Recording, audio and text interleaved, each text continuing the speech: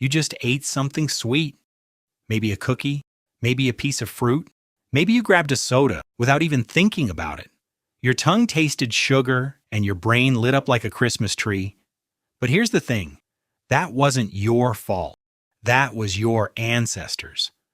Thousands of years ago, before supermarkets and refrigerators and candy bars, sugar was almost impossible to find. Your ancestors had to work for it. They climbed trees, they fought off bees, they risked their lives for a taste of something sweet, and when they found it, their brains threw a celebration. Because sugar meant survival. Sugar meant energy. Sugar meant you might live to see another sunrise. Your brain learned that lesson so well that it never forgot it.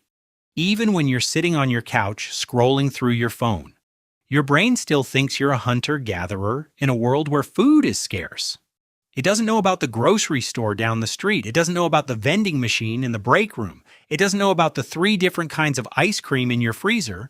All it knows is that sugar is rare and sugar is precious, and you need to eat as much of it as you possibly can. So you do. You eat the cookie, you drink the soda, you finish the whole pint of ice cream before you even realize what happened. And then you feel guilty. You tell yourself you have no willpower. You tell yourself you're weak. But you're not weak, you're just human. And your human brain is still running software that was written 10,000 years ago. Think about that for a second. Your brain is running ancient software. You're following a program that kept your ancestors alive when food was dangerous and uncertain. A program that worked perfectly for them. But that program doesn't work perfectly for you because you don't live in their world. You live in a world where sugar is everywhere. It's in your bread. It's in your pasta sauce. It's in your yogurt. It's in things that don't even taste sweet. Food companies know this about you. They know your brain is wired for sugar. They know you can't resist it. So they put it in everything. And they hire scientists to figure out exactly how much sugar to put in their products to make you crave more. Not too much, just enough to keep you coming back. This is not an accident. This is a multi-billion-dollar industry built on your ancient brain. But let's go back to a time when your ancestors were wandering the savannah, looking for their next meal. What did they eat? Mostly plants, leaves, roots, berries when they could find them, and meat when they were lucky enough to catch something. But sugar? Sugar was a rare treat. The sweetest thing they ever tasted was probably a piece of ripe fruit, or maybe some honey, and when they found it, they didn't hold back. They ate as much as they could, because they didn't know when they'd find it again. It might be weeks, it might be months, it might be never.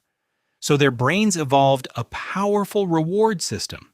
A system that said, eat this now, eat all of it, don't stop. And that system worked. It kept them alive. It kept them fat enough to survive the lean times. It kept their children fed. It pushed our species forward. But here's the twist. That reward system is still running. And today, it's running in a world that is completely different from the one it was designed for. Let's talk about what actually happens in your brain when you eat sugar. You taste something sweet. Your tongue sends a signal to your brain. That signal goes straight to the reward center. The reward center releases dopamine. Dopamine is the chemical that makes you feel good. It's the same chemical that gets released when you fall in love, when you win a game, when you accomplish something important. Sugar gives you a dopamine hit, and your brain loves dopamine. So your brain says, do that again right now. But here's where it gets tricky. Your brain is not satisfied with the same amount of dopamine every time. It gets used to it. So next time, you need a little more sugar to get the same hit, and then a little more, and a little more.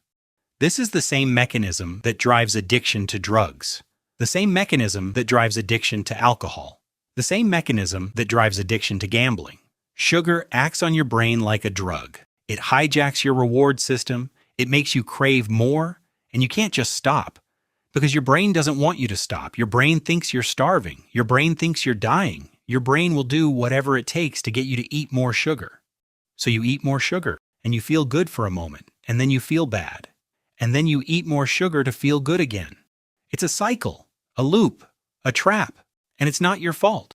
You're not weak. You're not broken. You're just running ancient software in a modern world. But here's something you probably didn't know. Humans are not the only animals that love sugar. Fruit bats love sugar. Bears love sugar. Even ants love sugar. But there's one animal that loves sugar more than any other. That animal is you. Actually, it's all primates. Every primate on the planet has a sweet tooth. Because primates evolved in the trees. And in the trees, the sweetest thing you can find is fruit. Fruit is full of sugar. Fruit is full of energy. And if you can find fruit, you can survive. So primates evolved to be sugar-seeking machines. Your ancestors were sugar-seeking machines. You are a sugar-seeking machine. But here's the difference. Your primate ancestors had to climb trees to get their sugar. You just have to walk to the kitchen. Now let's talk about something even stranger. Your tongue actually has a map of sugar receptors. You taste sweetness on the tip of your tongue. That's no accident. Your tongue puts the sweetness right in front, right where you can decide whether to swallow or spit out. But you never spit it out, because your tongue is working with your brain to make sure you swallow that sugar. Your stomach also has sugar receptors. When sugar hits your stomach, it sends a signal to your brain. The signal says, keep going, this is good, this is safe, don't stop. Your intestines have sugar receptors too. They tell your brain, more please. Your entire digestive system is wired to want sugar. It's not just your brain. It's your whole body. Your whole body is conspiring to make you eat sugar. So what can you do? How do you fight a system that has been evolving for millions of years? The answer is not simple. But the answer starts with understanding that your cravings are not a moral failing, that your cravings are not a sign of weakness, that your cravings are a perfectly normal response to a perfectly abnormal environment. Your ancestors needed those cravings to survive. You need to understand them to thrive. Let's look at some numbers. The average American consumes about 17 teaspoons of added sugar every day. That's about 66 pounds of sugar per year. And that number has been climbing for decades. In the early 1800s, the average person ate about 2 pounds of sugar per year. 2 pounds. Today we eat 66 pounds. That's 30 times more sugar than your great-great-great-grandparents ate. And it's not because we're hungrier. It's because sugar is everywhere, and our brains cannot say no. But here's the most interesting part. The human body has no biological requirement for sugar. You don't need to eat sugar to live. Your body can make all the sugar it needs from other foods, from fats, from proteins, from carbohydrates that are not sweet. You could eat zero sugar for the rest of your life, and you would be perfectly fine. In fact, you'd probably be healthier. But your brain doesn't care about that. Your brain cares about survival. And your brain thinks sugar is survival. So your brain makes you crave it anyway. This is the great paradox of being human. You have a brain that was designed for a world that no longer exists. A brain that tells you to eat things that are not good for you. But you also have a brain that can understand this. A brain that can choose to act differently. That's the gift of being human. You can override your ancient programming. So what do you do with this knowledge? You don't have to quit sugar forever. You don't have to live a life of deprivation. But you can start to see sugar for what it is. A chemical that your modern world has weaponized. And when you see it for what it is, you can make better choices. You can choose to eat sugar on your own terms. You can choose to stop when you've had enough. Not because you're strong, but because you understand. Your ancestors did not know what sugar was doing to their brains. They just knew it tasted good and it kept them alive. You know more than they did. You can see the trap, and when you see the trap, you can avoid it.